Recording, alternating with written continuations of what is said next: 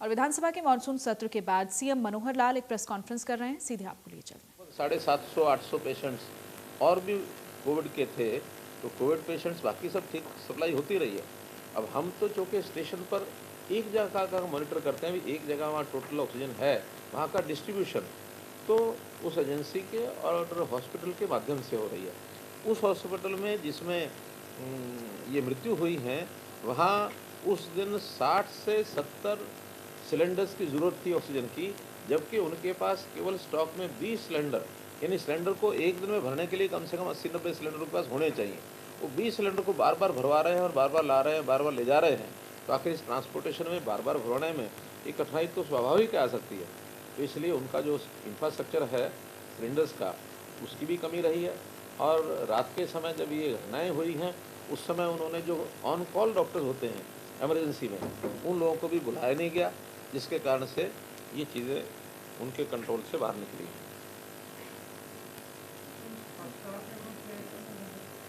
वो board of directors की जो रिपोर्ट है अभी एसपी सर को दे दी है, उसका अध्ययन करेंगे। अभी रिपोर्ट आई है, तो उसके आधार पर क्या क्या उनके खिलाफ एक्शन हो सकते हैं वो पुलिस तय करेगी। कल जो एक बिल आया था जिसके अंदर जो अनऑथराइज्ड कॉलोनीज हैं उनको ऑथराइज करने के लिए एक यूएलबी का ये बिल था, जिसके अंदर वो पारित हो गया। अब जो लगभग 1200 ऐसी अनऑथराइज कॉलोनीज और हैं जिन्होंने अपने आप को रजिस्टर कराया है, उसमें जो पैरामीटर को पूरा करेंगे उनको सबको ऑथराइज घोषणा की जाएगी। 1200। बाकी छोटे छोटे बिल हैं, ज़्यादा नहीं हैं। एक नाम चेंज करने का है, वाल्मीकि यूनिवर्सिटी जो है उसको वाल्मीकि यूनिवर्सिटी ये कहा है। लोकायुक्त का एक सैलरी और उनके जो पर्क्स होते हैं, पेंशन होती है, उसको लेकर के एक बिल है। एक HEPB जो एक संस्थान है हमारा, उसको लेकर के कुछ छोटी अमेंडमेंट है। यूनिवर्सिटी के वाइस चांसलर को लेकर के कुछ उनकी क्वालिफिकेशन में कुछ परिवर्तन किया गया है। Pandit Lakshmichand state university of performing visual arts सुपुआ रोहतक वाले। तो ये इस प्रकार के बिल कल जो हैं 4 हो गए।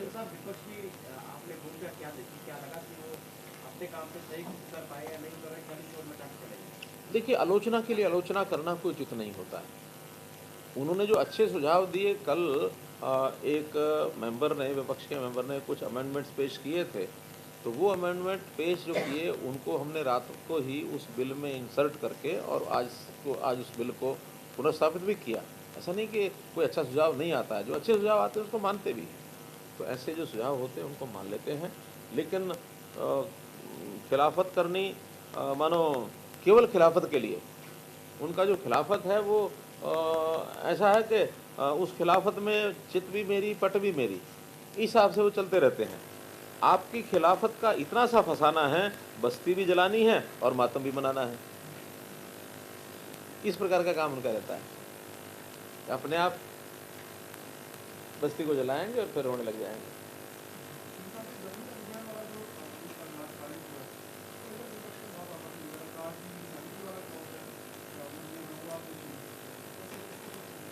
मैंने बताया, क्योंकि लीनियर जो डेवलपमेंट होती है उसमें बहुत से लोग तो ज़मीन को देने के लिए तैयार हो जाते हैं। कोई एक दो भी बीच में फंस जाता तो प्रोजेक्ट सारा रुकता है। इस कारण से उनको कंपनसेशन और बाकी चीज़ें वो सारी वैसे ही जैसे पहले दी जाती है वैसे ही मिलेंगी, और वो कम नहीं है। वास्तव में तो उनके रेट्स कंपनसेशन के इतने अच्छे हैं, अब तो लोग ये कहते हैं आकर के हमारी ज़मीन को एक्वायर कर लो। एक समय था जब उनके रेट्स कम होते थे, कारण क्या कि जो उस समय कलेक्टर रेट होता था वो एक्चुअल रेट का 1/4 होता था, 25% 30%, क्योंकि उस समय के अपने लालच थे कि कहीं भी कोई ज़मीन का ट्रांजैक्शन होगा उसके अंदर स्टाम्प ड्यूटी बचेगी, वो बचा बचा करके सारा धंधा करते थे। हमने वो सारी जो भी कलेक्ट रेट हैं वो सारे एक्चुअल रेट के नज़दीक ले आए हैं। मात्र 10% 15% का अंतर इधर से उधर होगा, इससे ज़्यादा नहीं। और जब वो 4 गुना बढ़ गया है, आज एक्वायर करने के बाद उनको और 4 गुना मिलता है। पहले तो मार्केट रेट के बराबर ही मिलता था इस एक्विजिशन के नियम के हिसाब से, आज एक्चुअल रेट से भी 3 गुना 4 गुना मिलता है। इसलिए हम तो बहुत ज़मीनों के एक्वायर करने के यानी हक में भी नहीं होते हैं। हम तो अब एक खुले ओपन रूप से जो अपनी ज़मीन को देना चाहता है ई भूमि पोर्टल पर उससे ऑफ़र लेते हैं कि हमको ये चीज़ बनानी है, आप ई भूमि पर अपनी भूमि को डालिए। अभी एक मेडिकल कॉलेज एम्स जो रेवाड़ी में बनाया जा रहा है, उसके लिए हमने ऑफ़र मांगी कि हाँ, अपनी ज़मीन को बेचने के लिए आप अगर बेचते तो बेचिए। अब उनको भी लगता था कि हमारे गांव में यहाँ एम्स अगर आएगा तो हम ज़मीन देने के लिए तैयार हैं। 200 एकड़ ज़मीन हम उसकी ले रहे हैं, ई भूमि पर ले रहे हैं, कोई एक्वायर करने की जरूरत भी नहीं है।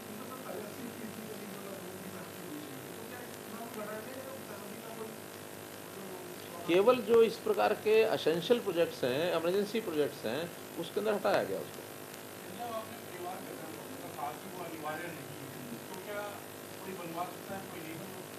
जो हरियाणा सरकार की किसी प्रकार की सर्विसेज को लेगा जिसमें उसको कोई लाभ होता है उन सेवाओं का, वो परिवार पहचान पत्र दे करके ही बनवाएगा। जिसको हरियाणा सरकार से कोई सर्विस नहीं लेनी है वो नहीं बनवाता तो नहीं बनवाता।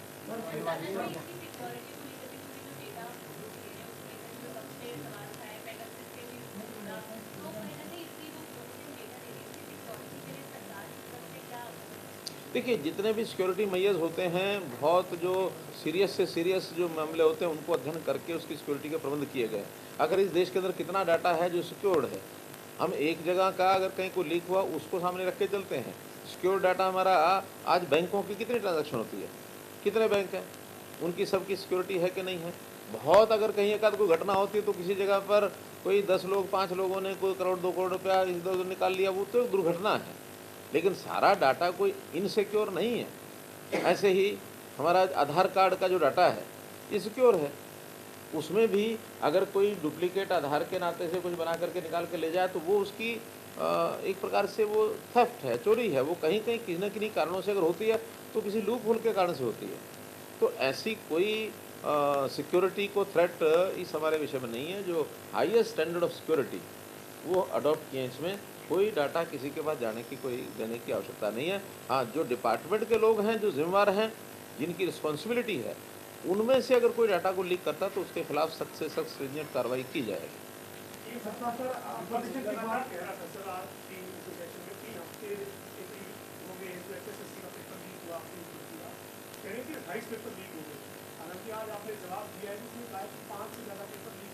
लीक एक हुआ है, देखिए 3 हिस्से हैं इसके। तो कहेगा ना, मैंने कहा ना, आलोचना के लिए उनको लगता है कि हम जनता में बहुत बड़ा विषय लेकर के जा रहे हैं। आज उनको सारा बताया कि उनके समय में क्या होता था। हम तो अगर ऐसा कोई विषय मिलता है, 3 तरह के ये विषय होते हैं। एक होता है लीकेज, एक होता है पेपर आउट, एक होती है नकल, कॉपिंग। पेपर लीक यानी पेपर शुरू होने से पहले पेपर बाहर निकल गया और उसका क्वेश्चन आंसर की आंसर बना करके अप्लाई हो गया, वो हुआ पुलिस कांस्टेबल में। 3 ऐसे हैं जहां पेपर आउट हुआ, पेपर शुरू हुआ, 5 मिनट बाद 10 मिनट बाद उन्होंने सेटिंग सब की हुई है, वहाँ से पेपर उठाया और बाहर ले गए, ले जा करके उसको चाहे वो मोबाइल से ले गए, फ़ोटो खींच ले गए, या पेपर ही दे दिया किसी ने और ले जा करके उसको हल किया, हल करके और उसको फटाफट सर्कुलेट कर दिया। वो होता है पेपर आउट। चीटिंग जो होती है, नकल जो होती है, वो एक आध की होती है जिसको एक आदमी को किसी ने कोई बैठ करके नकल करा दी, किसी ने कोई पर्ची भेज दी, या किसी ने कोई एक सिस्टम जो है कोई वायरलेस टाइप ऐसे अपने कान में लगा लिया, कहीं और लगा लिया। आजकल कई तरह के इलेक्ट्रॉनिक सिस्टम हो गए हैं, तो ये चोरी करने के तरीके ढूंढते रहते हैं लोग। तो वो है कॉपिंग।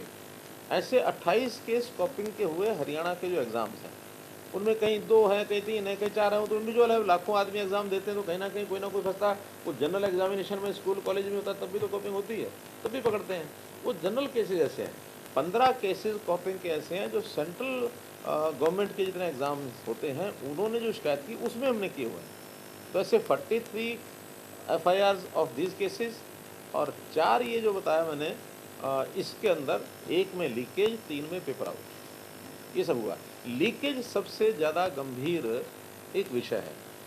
पेपर आउट में भी कई बार क्या होता है कि एक सेंटर से होता है और फिर बाकी सेंटर में फैल जाता है। लीकेज जो है वो तो पेपर शुरू होने से पहले ही उस सिस्टम में से निकल गया। वो सिस्टम जब पेपर को सेट करने के लिए किसी को एंगेज किया जाता है, अब जिसने एंगेज किया उसको भी नहीं पता होता पेपर सेटर सेटिंग क्या की है। उसको तो ये ज़रूर पता होता कि मैंने इस आदमी को MOU करके एंगेज किया कि ये जो आदमी पेपर सेट करेगा। पेपर सेटर आगे अपनी प्रिंटिंग प्रेस को इंतज़ाम करता है। वो भी हमारे एचपीएससी को नहीं पता होता कि प्रिंटिंग कहाँ होनी है, ये उसी को पता है। और प्रिंटिंग के बाद उसकी ट्रांसपोर्टेशन होती है। अब ट्रांसपोर्टेशन में भी कई एजेंसियाँ लगती हैं। उसके बाद उसको लॉकर में ला के रखा जाता है। वो एक सारा सिस्टम है कि इसको सिक्योर्ड व्यवस्था में सेंटर से कैसे पहुंचाना है। सेंटर पहुंचने के बाद वहाँ से टाइम के हिसाब से जब टाइम होता है उसी समय एग्जामिनेशन हॉल में उस लिफाफे को खोला जाता है तो बांटा जाता है।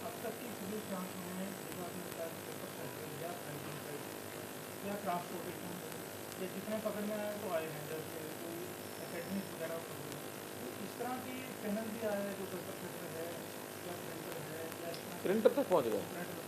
प्रिंटर के स्थान देखिए, एक प्रिंटिंग इस पेपर की हुई एक स्थान पर, दूसरी हुई जम्मू में। तो जम्मू में जो हुई है वहाँ पर एक पेन ड्राइव में वो चीज़ आगे सप्लाई की कश्मीर का एक डोडा का लड़का है। वो अभी प्रारंभ नहीं नहीं, 4 तो पकड़ लिए हैं। तीन पिन जो था बता रहे थे कोई का अब एक तो होगा कोई मुझे ध्यान नहीं, लेकिन 4 लोग वहाँ के पकड़े हैं जम्मू कश्मीर के। उन एक ने पहले 5 लाख रुपए में वो पेन ड्राइव दी। अब वहाँ तो जिसको पहले मिला उसको तो 5 लाख बहुत है, दूसरे ने फिर उससे खरीद 10 लाख में, आगे वही पेन ड्राइव उसमें 20 लाख में। थोड़ा बहुत एडवांस देते हैं, बाकी कहते हैं पेपर के बाद देंगे, सारा नहीं मिलता उनको भी। वो फिर 20 लाख के बाद हरियाणा में आते आते 1 करोड़ का हो गया। जिसने 1 करोड़ का लिया उसने भी 10 लाख रुपया दिया बताते हैं, बाकी उसका भी उधार है।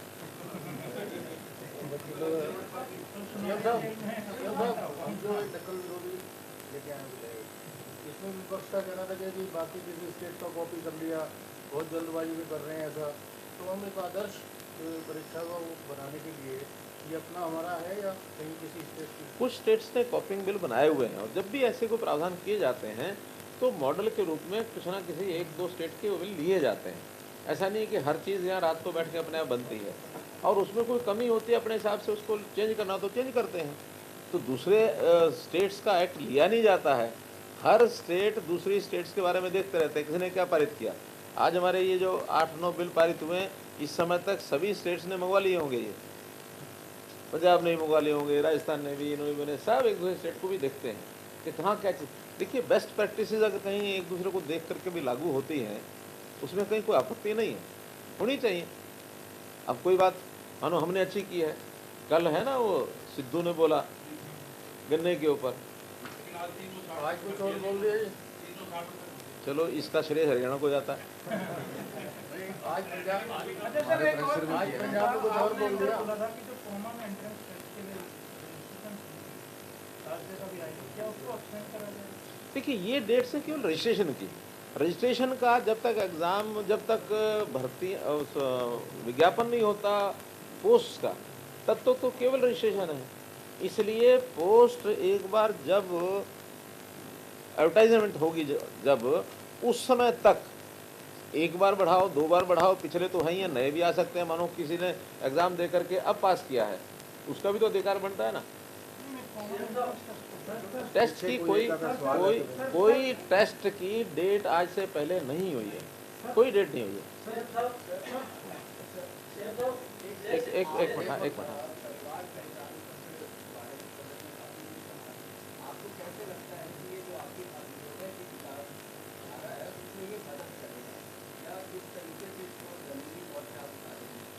देखिए, अभी तक क्योंकि हमें पता नहीं होता कौन क्या है, अभी तक सारी स्कीम्स डिक्लेयर करते हैं तो लोगों को हम कहते हैं कि आइए इसका लाभ उठाइए। जो अपने आप को उसका एलिजिबल मानता है वो आकर के लाभ ले जाता है। लेकिन समाज में हमें जो देखने को मिला है, जो सामान्य बहुत गरीब परिवार है, उसको ये पता ही नहीं लगता कि कौन कौन सी स्कीमें हैं और कौन कौन सी स्कीमों का लाभ उसको मिल सकता है। हम इसमें हर एक परिवार को जब रजिस्टर करेंगे और उसमें उसका जो एक क्रम होगा, उस क्रम में जो लोएस्ट फैमिली है, lowest in income, lowest in social political और इकोनॉमिक स्टैंडर्ड, उनको पहचान करके पहले उनको देंगे। इसलिए अंत्योदय के नाते से लाभ उनको पहले होगा। यानी गरीब और अमीर का कोई एक ऐसा स्पेशली कोई एक लाइन नहीं है। गरीब अपने आप को किसी को आप गरीब हैं, सब कहेंगे हम गरीब हैं, लेकिन वास्तव में गरीब कौन है? वो तो जो लाइन खींचेगी, जब एक लिस्ट बनेगी, तब पता लगेगा कि ये 1% इसके पास सामान है, इसके पास 2% है, इसके पास 10% है, इसके पास 50% है। तो पहले जिसके पास 1% है वो सबसे गरीब है। अंत्योदय वही वाला है। पहले पंक्ति में उसको उठाएंगे भी, इसको कम से कम 10-15 से ऊपर ले जाओ, फिर 2 वाले को उठाओ, नीचे नीचे से ऊपर उठते उठते समाज की जो दूरियां हैं वो अपने आप तब कम होती है जब सबसे आखिर वाले को लेकर के आगे बढ़ो। अब थोड़ा पीछे इसका वेरिफिकेशन कौन कर रहे हैं? जैसे ये गोरखपुर आसपास के लिए जो है ना एक बैन कर दिया गया, क्या सरकार आने वाले टाइम में रिफ्यूजी सबक तो इस तरह का बैन कर? कल एक सदस्य ने मांग की है। देखिए, रिफ्यूजी का अर्थ जो है उसका अर्थ स्पष्ट है, जो शरण में आता है वो रिफ्यूजी है। ठीक है, जब भी कभी इस प्रकार के विषय होते हैं, देश का विभाजन हुआ या एक देश के लोग अपनी मजबूरी के कारण से दूसरे देश में गए, उनको वहाँ सहायता चाहिए, वो रिफ्यूजी कहलाते हैं। पार्टीशन के समय जितने लोग पश्चिमी पंजाब से आए उनको रिफ्यूजी कहा गया, लेकिन वो उस समय की पीढ़ी थी। एक 25 साल के बाद पीढ़ी बदल जाती है। अब जो पीढ़ियाँ इस समय हैं उनके रिफ्यूजी कहने का कोई अर्थ नहीं है। लेकिन आज जैसे मानो अफगानिस्तान में हो रहा है, अब अफगानिस्तान में जो लोग हमारी शरण में आएंगे उस देश को छोड़ करके, तो उनको शरण चाहिए, वो रिफ्यूजी होंगे। ऐसे ही बांग्लादेश जब बना तो वहाँ के बहुत लोग भारतवर्ष में आए, बंगाल में आए, बिहार में आए, आसपास में आए, वो सब रिफ्यूजी कहलाए। तो रिफ्यूजी का अर्थ होता है शरणार्थी, शरण के अर्थ जो आया है। और एक बार वो स्टेटस का जब खत्म हो जाता तो फिर रिफ्यूजी नहीं होता। इसलिए रिफ्यूजी शब्द का कोई इतना अनर्थ भी नहीं है। एक पीढ़ी के लिए जब तक उसको आवश्यकता चाहिए तब तक वो रिफ्यूजी होता है। 1947 को लेकर आप सबको कि अभी भी इस शब्द का प्रचलन है, खासकर उन क्षेत्रों में जहाँ पर ये बताइए और इलाके हासिल हैं, वहाँ लोगों को आपत्ति, इस 2-3 पीढ़ियाँ भी आगे अभी तक इसी शब्द के साथ बुलाया जाता है और जो हमें पीड़ा देता है। अब इसी वजह से मांग उठी है कि ये शब्द का भी इस पर रोक लगनी चाहिए, किसी तरह की सरकार इसको सोच रही है। तो मैंने बताया कि कल एक विचार आया है, उसके लिए मना नहीं है, लेकिन उस सदस्य के विचार के ऊपर बात अगर रखनी होगी, आगे बढ़ाना होगा, तो ये विषय मतलब नहीं प्रचलित होना चाहिए। इसको प्रचलित ना होने के लिए जो कुछ करना पड़ेगा, गाइडिंग प्रिंसिपल होंगे या एक्ट होगा या वैसे। अब जैसे ये शब्द जो आप पहले बोल रहे हैं गोरखधंधा, इसको बंद किया तो एक्ट से थोड़ी किया, एक डायरेक्शन दे दी है विधानसभा से।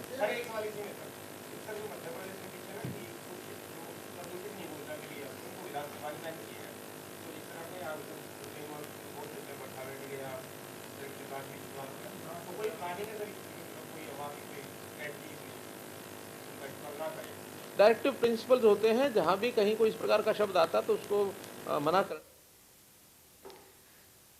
तो सीएम मनोहर लाल को आप सुन रहे थे। फिलहाल वक्त एक छोटे से ब्रेक का है।